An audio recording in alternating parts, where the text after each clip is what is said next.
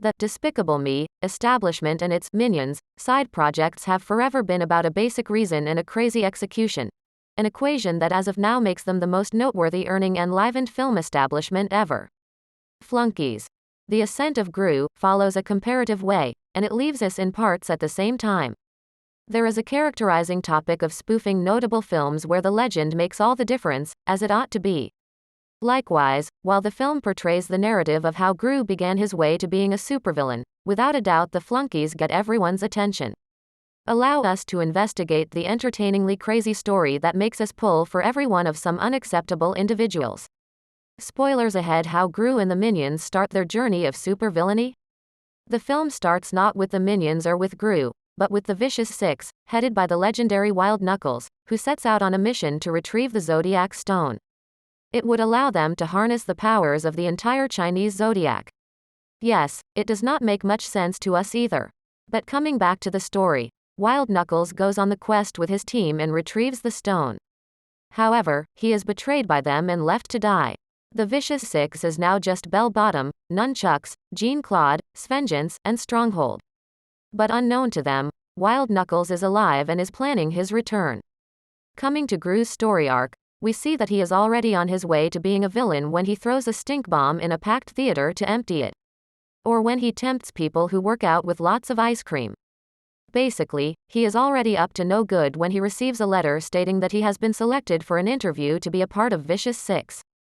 Gru is excited about it, but he is not sure what to do with his minions now.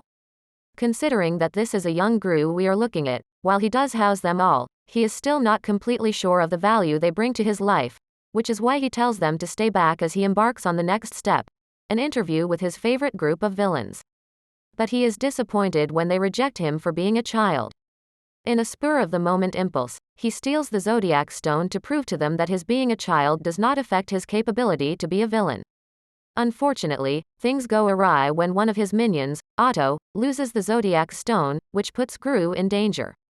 He is kidnapped by Wild Knuckles, who witnessed the entire episode, and he demands that the minions bring the Zodiac Stone to San Francisco if they want Gru back safe and sound. 3 of them, Stuart, Kevin, and Bob, set out for the rescue, and Otto follows a biker who has the Zodiac Stone. He eventually manages to get the stone and make friends with him as well. There is a sweet montage of him coming to San Francisco with the biker, and becoming friends for life with him. On the other hand, Stuart, Kevin, and Bob are facing their own set of challenges. Unable to rescue Gru, they start learning Kung Fu from Master Chow. These 5 minutes of the movie are a hilarious parody of Kung Fu Panda and The Karate Kid. It has our definite approval. In the meantime, the Vicious Six are under the impression that Gru is working with Wild Knuckles to steal the stone, and they must now kill them both. Back in San Francisco, Gru and Wild Knuckles have formed a sort of mentor-mentee relationship, and they also care for each other. But when one day, the latter finds his house destroyed by the Vicious Six, he tells Gru to leave and that he would not be able to help him. Dejected, Gru sets out, not knowing anymore what to do. Minions. The rise of Gru, ending explained. Is Wild Knuckles alive? Does Gru defeat the Vicious Six? While wandering the streets of San Francisco, Gru comes across Otto and finds the Zodiac Stone. Unfortunately, the Vicious Six reached there at the same time and immediately took it away. As the clock strikes 12, the powers of the stone are absorbed by them, and they are now in control of the powers of the Zodiac. They tie up Gru to a clock tower, with the intention of letting him get ripped up by the hands of the clock. But the minions arrive just in time and, with their kung fu skills, manage to keep the villains in check. Wild Knuckles also reaches out to them, and he says that while he may have lost everything, he isn't going to let Gru die at their hands. In the fight that follows, the Zodiac Stone is separated from Bell Bottom. Warning. The following story contains spoilers for Minions: The Rise of Gru. Minions. The Rise of Gru is reportedly giving 2 of its villains a different ending in China. The animated film, which hit theaters in the US July 1st, originally shows Gru, voiced by Steve Carell, the Minions and co-conspirator Wild Knuckles, Alan Arkin, driving off together, with the latter having successfully faked his own death. However, in the version shown in China, Gru returned to his family, and his biggest accomplishment is being the father to his 3 girls. Screenshots from the film allegedly read, according to multiple outlets including Reuters, CNN and NBC. Furthermore, the outlets report that Wild Knuckles is said to have been apprehended by law enforcement and put behind bars for 20 years. Per the added text before the credits, reps for Universal Pictures did not immediately respond to People's request for comment. Never miss a story. Sign up for People's free daily newsletter to stay up to date on the best of what People has to offer, from juicy celebrity news to compelling human interest stories. Minions. The Rise of Gru, aka Minions 2. The Rise of Gru, New Minions.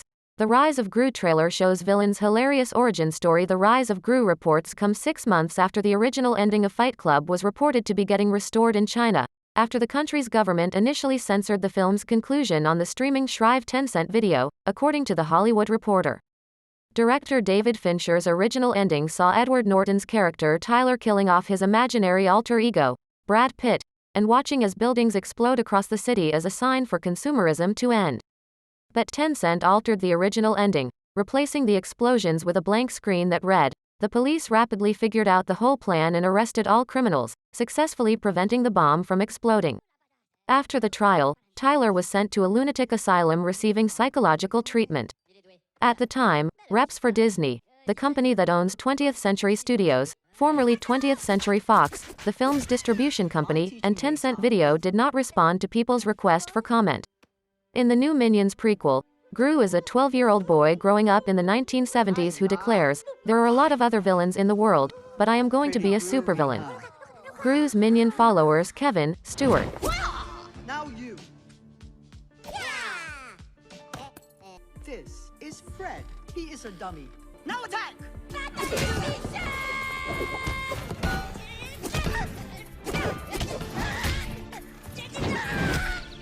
Doubt tells me I cannot break this wood.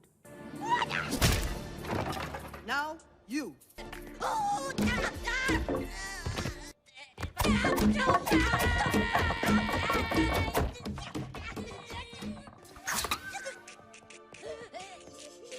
Okay, clearly we are not ready for philosophy.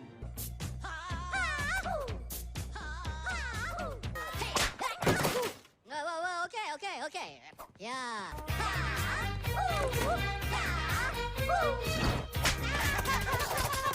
Tomorrow's going to be even worse.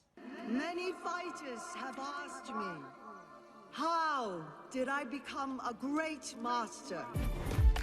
Even the smallest of us are capable of great things.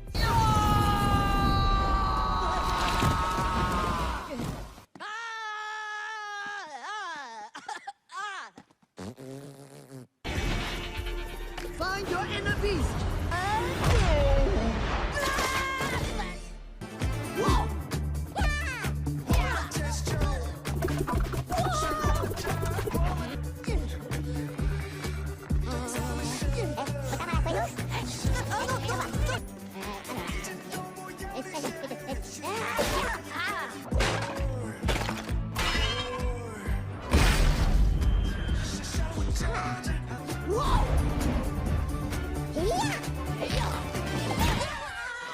You are ready.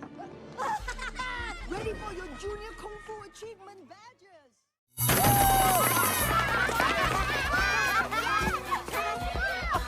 Kelly! Daddy!